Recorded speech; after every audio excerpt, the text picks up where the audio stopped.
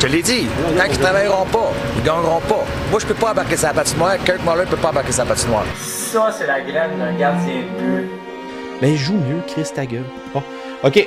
Prochain plan d'année, parce que Suzuki, tu vas en avoir des Suzuki dans l'équipe du Canadien. Ferme ta gueule! Non, mais moi, je vais pas parler. Tout ça, ferme ta gueule! Ferme ta gueule! T'es qui, toi? Qu'est-ce que tu fais dans la vie?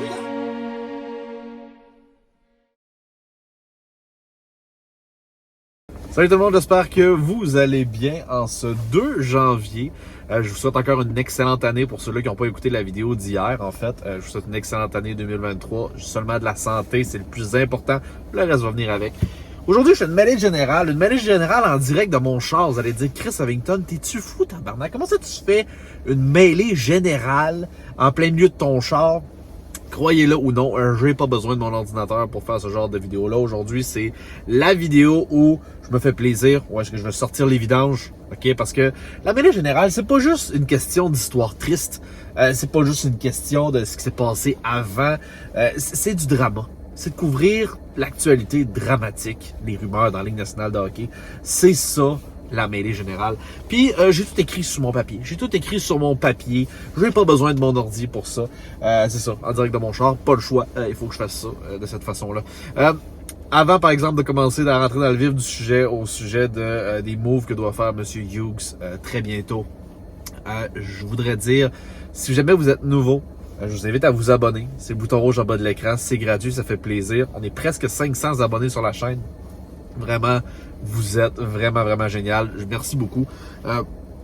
Ouais, c'est ça. Sinon, à liker cette vidéo-là, c'est le genre de contenu que vous aimez. Je fais souvent de l'actualité sur le Canadien de Montréal ou encore la Ligue nationale de hockey en français. On est une des rares chaînes francophones à faire ce genre de contenu-là. Donc, si jamais vous êtes nouveau, comme je l'ai dit, abonnez-vous. Ça fait ultra plaisir. Bouton rouge au bas de l'écran. Let's go. Ce que je voulais absolument dire pour cette vidéo-là, j'ai préparé une liste. OK? J'ai fait une liste d'épicerie. J'ai fait une liste d'épicerie à notre boy Hughes et son chum Gorton, OK? Il va avoir, on s'entend, il va avoir de la job qui s'en vient à Montréal. Il y a de la grosse job sale qui s'en vient à Montréal. Il y a du monde qui vont broyer dans pas long. Trust me, man. Il y a du monde qui vont broyer en sacrament, OK? Puis, c'est pas juste parce que là, on est une victoire en 9 matchs que je me mets à sortir ça, OK? Il y a beaucoup de choses depuis le début de la saison qui font crissement chier du monde, entre autres des vétérans qui performent pas, une liste des blessés qui en finit plus, du monde qui sont vraiment pas à la hauteur, du monde qui termine leur contrat. Bref, il y a plein de choses, OK? Comme je l'ai dit, j'en ai fait une liste actualisée de ce qui doit absolument arriver d'ici la date limite des transactions ou d'ici la fin de l'année. C'est important, j'ai mis les deux, OK? C'est les deux nuances. Mais une chose est sûre, je parle même pas de nouveaux arrivants. OK? Je parle même pas de joueurs qu'on va aller chasser quand il va y avoir la chasse aux joueurs autonomes ou encore des joueurs qu'on va aller chercher avant la date limite des transactions. Je te parle du ménage que nous, on doit faire à l'interne. C'est exactement de ça qu'on va parler sans plus attendre. On commence déjà avec des noms, avec des choses qu'on doit absolument faire. Ma liste est longue, OK? Elle est des deux côtés. Fait que j'espère que t'es prêt. OK. Première des choses, OK? La première des choses, j'ai identifié quelques joueurs, OK? Le premier joueur qui va absolument falloir qu'il se passe quelque chose, c'est Jonathan Drouin, OK? En date d'aujourd'hui, on est le 2 janvier, comme j'ai dit. En date d'aujourd'hui, qu'est-ce que Jonathan Drouin vaut sur le marché? Ça, c'est une excellente question. Pour moi, Jonathan Drouin, je suis pas un expert, OK? Mais I highly doubt que tu peux aller chercher un deuxième choix. Si tu es capable d'aller chercher un troisième pour Jonathan Drouin, man, prends-le, sacrament, prends-le, OK? Parce que même un troisième, j'ai des hosties de doutes. Mais sinon, si c'est pas échangeable contre des choix, Jonathan Drouin, ben, c'est le genre de joueur que tu es prêt à vivre jusqu'à la fin de l'année avec ce joueur-là. Parce que s'il n'y a pas de valeur, ça sert à rien de frapper encore plus sur le clou avec Jonathan Drouin pour moi. Jonathan Drouin n'est plus le même joueur de hockey depuis sa dernière commotion avec... qui rentre en collision avec Ovechkin, de plus jamais jouer de la même façon. C'est un joueur brisé par plein d'autres problèmes, entre autres avec ses problèmes de maladie, ses problèmes de dépression, de maladie mentale. Il a struggle en esti, OK, depuis qu'il est à Montréal. On l'a fait l'échange, ça a été de la calice de merde, c'est correct, on va passer par-dessus ça. Mais au-delà de tout ça, c'est le genre de cas, Jonathan Drouin, qu'il faut qu'on meure avec, tu comprends? C'est le cas où est-ce qu'il faut que il faut qu'on se rende jusqu'au bout. Puis on va être délivré de ce fardeau-là à la fin de l'année. Impossible que le Canadien signe ce gars-là. J'ai des grands doutes qu'une organisation va vouloir lui offrir un autre contrat, à moins de l'essayer pour 1 an pour le salaire minimum, un peu comme Galchenyuk a fait au fur et à mesure des années. Je vois pas aucune autre équipe qui serait intéressée à Jonathan Drouin pour de vrai puis offrir un gros contrat. I highly doubt. Fait comme je vous ai dit, si t'es pas capable d'avoir un 2, je doute qu'on ait ça. Fait que si t'es pas capable d'avoir un 3, un 4 pour ce gars-là, vis avec jusqu'à la fin de la saison. Okay? Il peut peut-être aider une équipe si tu prends la moitié de son salaire. J'ai tellement des doutes, guys. Dites-moi ce que vous en pensez à propos de Jonathan Drouin, mais ça sera pas plus que ça. Après ça, OK, deuxième joueur que j'ai identifié, Dadonov. Jésus-Christ, qu'est-ce qui se passe, man, avec fucking Dadonov? Je dis Dadonov parce que je suis habitué de dire off à cause de Frank Well qui dit tout le temps, genre, il est off. Mais c'est vrai qu'il est off en esti. Il fait des beaux ronds sur la glace, hein. Il patine vite. C'est la seule affaire qu'il fait. Honnêtement, fallait pas s'attendre à grand chose quand on a changé, quand on l'a échangé contre Shea Weber brisé. Il fallait pas s'attendre absolument à rien. Mais ce que je comprends pas, c'est que ce gars-là a trouvé le moyen de produire puis pull up des numbers qui étaient très intéressants la saison passée. Fait que, veux pas lui quand il est arrivé à Montréal, même si on l'a eu pour rien puis qu'il nous a juste dépanné, on avait quand même des attentes, tu comprends, envers Dadonov qui ont juste jamais été comblées. Fait que Dadonov, c'est comme, oui, c'est 0 puis une barre, c'est jusqu'à la fin de la saison, mais honnêtement, en date d'aujourd'hui, j'en reviens en date d'aujourd'hui, est-ce que Dadonov vaut quelque chose sur le marché? La réponse, c'est tout simplement non. Je suis même pas sûr que tu es capable d'avoir un 7e pour ce gars-là, même si tu retiens la moitié de son salaire. Ce gars-là ne jouera plus dans la Ligue nationale de hockey l'année prochaine. J'en suis persuadé. Quasiment impossible qu'il se trouve la job. Fait que, tu sais, pour de vrai, j'ai marqué ici, là, Dadonov, c'est un cas que c'est un joueur que c'est garanti que t'as absolument rien. Écoute bien, là. C'est garanti que t'as absolument rien pour ce gars-là. Selon moi. T'as absolument rien. Fait qu'à partir du moment que t'as plus rien, que tu veux plus l'avoir, pourquoi il est encore là? Ça, c'est la grosse question qu'il faut se poser. Fait que selon moi, Dadonov, c'est un des rares cas que c'est un gars que tu dois envoyer à Laval. C'est un gars que tu dois envoyer à Laval. Je dis pas de le renvoyer chez eux et d'arrêter de le faire jouer ou whatever. Faut que tu l'essayes. Faut que tu l'envoies à Laval. Essaye de le faire passer au balotage. Essaye. C'est ma wishlist. Donc, à la date, ça ressemble à ça. Après ça, Hoffman. Oh, fucking Hoffman. Hoffman, c'est en dents de scie cette saison. Malgré tout, il réussit à avoir des flashs offensifs. Il réussit à compter des buts de temps en temps. C'est à peu près tout ce qu'il sait faire, OK? Parce que sinon, il perd la POC comme un pee-wee, man. Sérieusement, c'est atroce. Les revirements que ce gars-là fait, j'en reviens pas, man. Je pense que c'est une des pires têtes de hockey qu'il y a actuellement dans ce club-là. Honnêtement, ça fait dur. Si vous dites que Slavkovski a de la misère avec son IQ hockey, ben, tabarnak, il faut que tu te dises, là. Slavkovski, c'est sa première année professionnelle.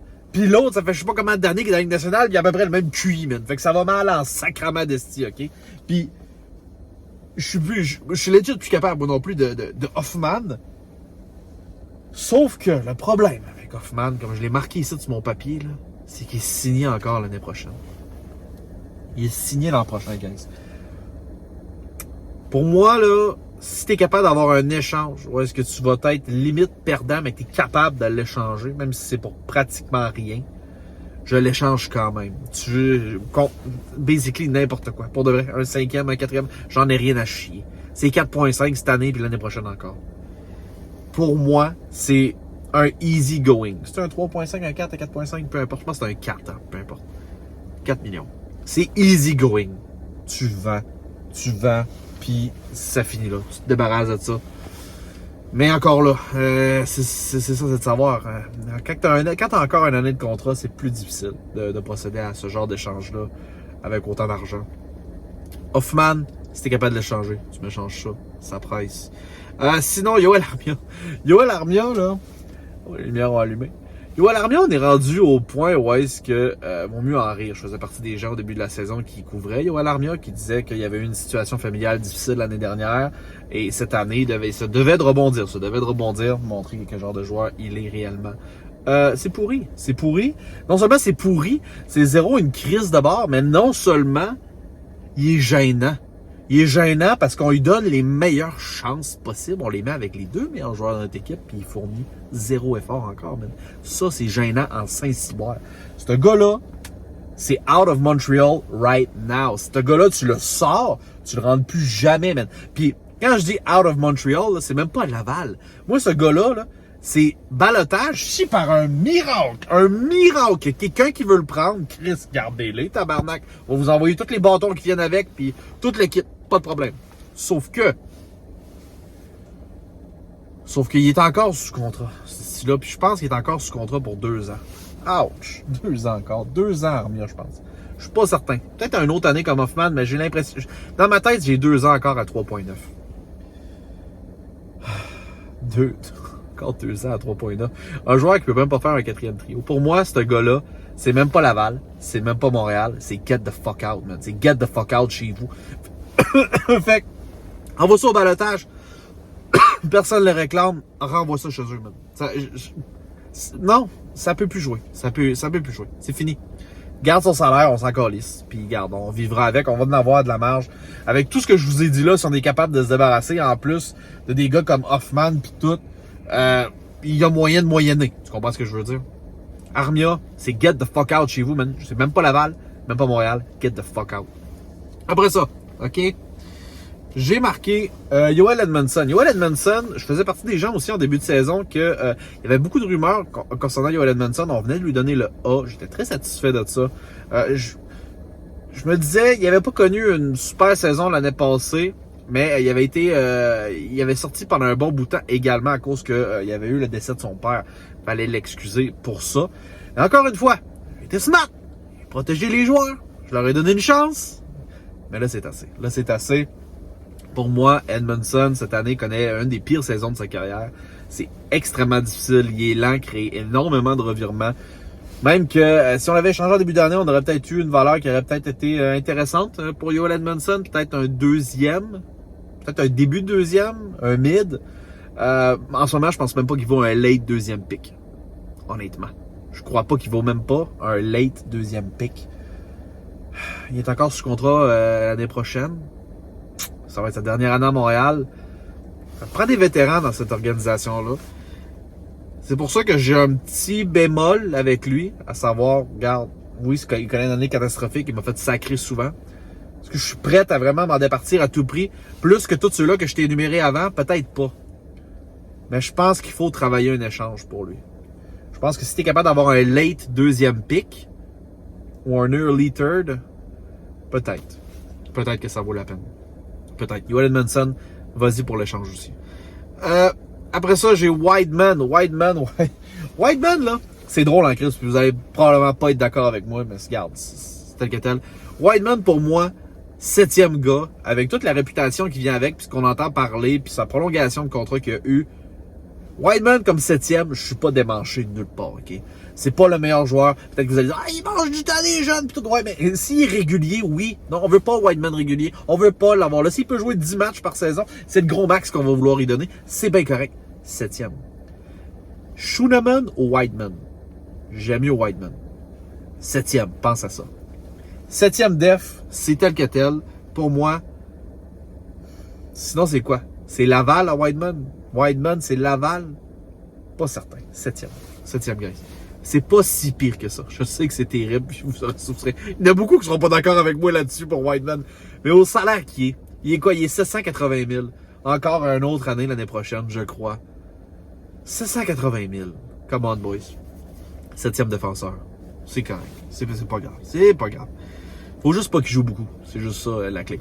Après ça, j'ai marqué, regarde, écoute, Jake Allen. OK? Jake Allen, il est signé jusqu'en 2025, guys. On l'a signé en début d'année. J'étais content. J'étais content qu'on lui ait donné sa prolongation de contrat. Il paraît de plus en plus weak, présentement. Je sais qu'il y a un nouveau bébé naissant chez eux, mais là, je suis tanné de devoir trouver des excuses à des joueurs de hockey, de dire, ah, c'est à cause de ci, c'est à cause de ça, puis de parler de tout sauf de hockey. OK? Allen sous-performe présentement. Gardien de but. C'est notre gardien de but numéro 1 encore pour le moment, puis signé pendant un bon bout de temps. Il faut lui donner la chance de se rebondir. Pour moi, c'est un way to go. On n'a pas le choix. Il est signé jusqu'en 2025. Allen doit rebondir, doit être meilleur que ça. Ça va en prendre plus de contre-performance. Ça va prendre beaucoup plus que ça pour me faire changer d'idée. Est-ce que si tu as un premier choix pour Jake Allen, tu l'échanges? Chris, oui. Oui. Oui. Cette année, là, c'est un premier choix de cette année. Oui. Est-ce qu'il vaut un premier choix entre vous et moi? Highly doubt. Highly doubt. En tout cas, ce point-là, je suis vraiment curieux de savoir ce que vous en pensez. Dites-moi dans l'espace commentaire. Est-ce qu'Allen, c'est quelque chose, c'est un dossier qui vous dérange? Pour moi, pas tant. Après ça, Samuel Montembeault. Samuel Montembeault, je suis d'avis que, tu sais, c'est encore là, haut et bas. Je pense qu'il est meilleur que Allen en ce moment, quand même. Fait que, je laisserais Montembeault là. Montembeault, selon moi, c'est un gardien de but qui a pas encore peak, qui a pas encore atteint son plein potentiel, je crois. Sous toute réserve, vous pouvez ne pas être d'accord avec moi, je pense qu'il n'a pas encore atteint son plein potentiel. Ça vaut la peine de l'exploiter encore à Montréal. J'ai pas tous les joueurs, j'ai vraiment les joueurs que que c'est ambigu. Comme je sais que ces deux gardiens de but là, il y a énormément de personnes qui ont des doutes sur eux. J'ai décidé de les inclure dans la liste, mais je les ai mis dans la liste pour faire comme, OK, cool down. Si on a de quoi d'intéressant, oui, mais on court pas après. Tu comprends? On court pas après ces échanges-là. Après ça, Monahan. Wow, le dossier chaud de Monahan. Ça, c'est brouillant. C'est brûlant. C'est brûlant, ça va être vraiment difficile. Moi, j'ai marqué que Monahan, là, si t'as pas un premier choix si t'as pas un late pick, parce que d'après moi, ça sera pas un top 15 contre Monahan. Si t'es pas capable d'avoir entre un 15 et 30 pour Monahan, de préférence genre un 20, 25, si t'es pas capable d'avoir un choix de même, ça va être difficile. Ça va être difficile de l'échanger. Ça va être difficile de l'échanger parce que le joueur, selon moi, vaut quand même plus que ça.